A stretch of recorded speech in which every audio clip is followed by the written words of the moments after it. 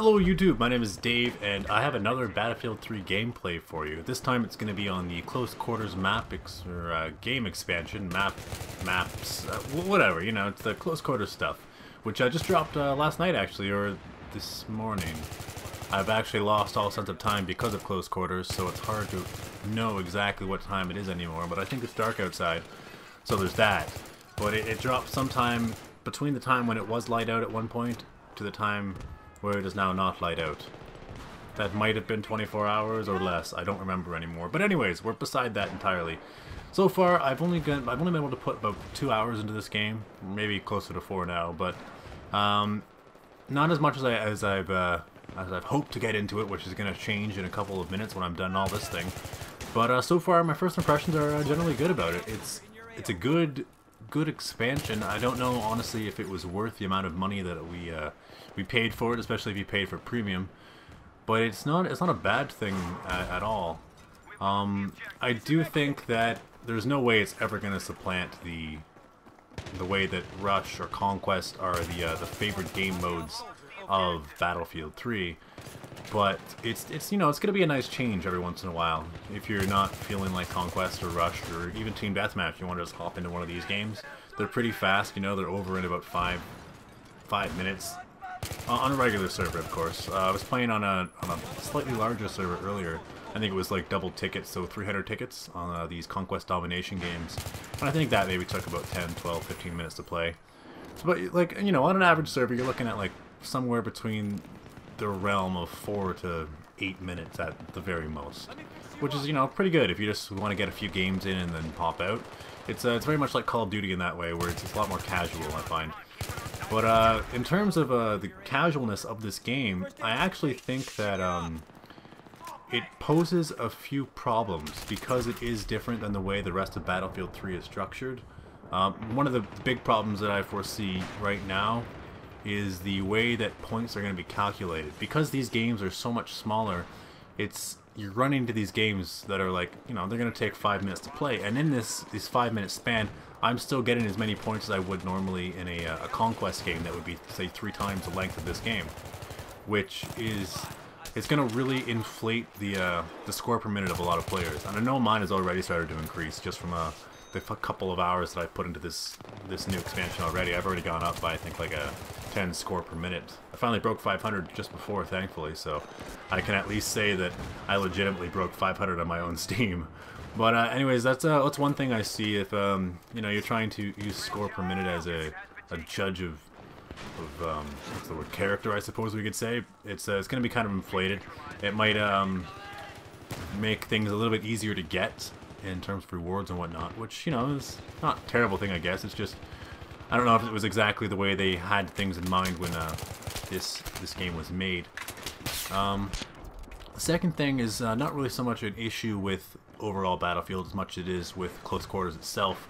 I foresee that the assault rifles, especially the AEK-971, the M416 and the M16A3 are all going to become, I'm kind of afraid they're all going to become very, very commonly used to the point where they might be the only weapons that you really see very much from the assault players anyways.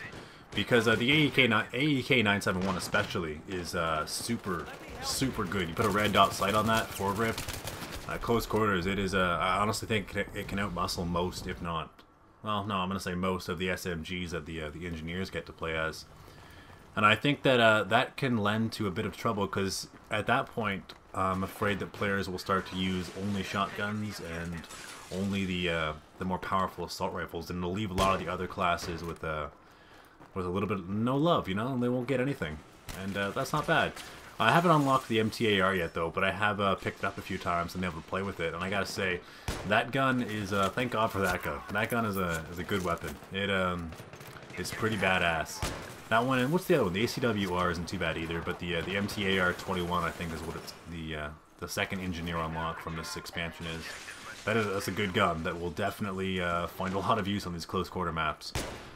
But other than that, the only other thing that I really that wasn't as favorable as I hoped it would be is the destructibility of the game. It might be because I'm spoiled now from playing Battlefield 3 so much anyways, that I'm used to destruction and to the destruction engine of Frostbite 2, but I feel as though when I've been playing close quarters, I haven't really noticed as much of the destructibility as I was promised in the selling, the pitch of the game from DICE and from EA. And I mean, you can notice slight differences. Like, there's a little bit more in the way that things are destroyed. Chairs destroy a lot more. Walls, drywall especially, is like tissue paper. You can run right through that. But I feel like it's not. It just wasn't quite what I was expecting. I expected it to be a little bit more explosive when I played it, and then you know, like walls would just be exploding around me. But after the first couple minutes of the game, there isn't very much left to destroy, and even the stuff that does get destroyed after those couple of minutes, it's not as I don't know. It doesn't seem. It's not what I thought it would be. But it's not bad. It's still destruction. It's still. Things are still blowing up, and it's still pretty awesome, even by like any standards for any game. Really, it's awesome to watch things explode around you. But that was something I thought they maybe would have been a little bit more. But other than that, it's a great little expansion to have. I'm kind of glad I paid for the premium now, and I get this early. I know that it's oh, that was the other thing actually, is the premium itself. The one thing is that because it creates that that space, I suppose you could say, between the people who have premium and the people who don't have premium, I'm kind of worried that it might eventually lead to a division between the player base, where people who have premium, they have better stats, if that makes any sense, because they'll have the knowledge already having played for 2 weeks in advance over the people who don't have premium, who couldn't pony up the $50 to play it, or to pay to play 2 weeks early. And I don't like that so much. I mean, premium itself isn't a bad idea. Kind of sucks that it was $50 and you had to pay for that, but it's not. Whatever. Honestly, it's going to a good place as far as I'm concerned. DICE has kind of screwed us over a little bit in the past, but I'm okay giving them my money, I suppose. The one thing though is that I'm worried that it's going to create a division over the next couple of expansions, where people will become better to the point where they'll be much more abusive of their of the metagame over the players who haven't played yet. And in those first couple of days, when the new players get it who don't have premium, that they're really gonna get beaten up on. It's gonna be a nasty little. Oh, and I like this right here. I get a nice double. I get a headshot on one guy, and I clip the guy that I shot already. But yeah, just I hope it doesn't come that way, that some people get kind of screwed over and get beaten up and their stats drop a lot in the first I don't even know what it would be, the first couple days, I suppose. But other than that, I'm really enjoying premium. I'm really enjoying close quarters. Battlefield 3, it's always been fun, but this is a nice little change of pace. And honestly, I hope it kind of ties us over until Armored Kill comes out, because that's where a lot of my interest is right now. I'm already looking forward to that, and I think it's going to be a lot of fun to play. So that's everything, I think. I don't have anything else I can really think of that I need to say right now. Fucking want that MTAR 21 though. I'm gonna get that. Go and get that right now, actually. So you guys, thank you for watching, and have a good day. That sounds like a good way to end it. Ta-ta.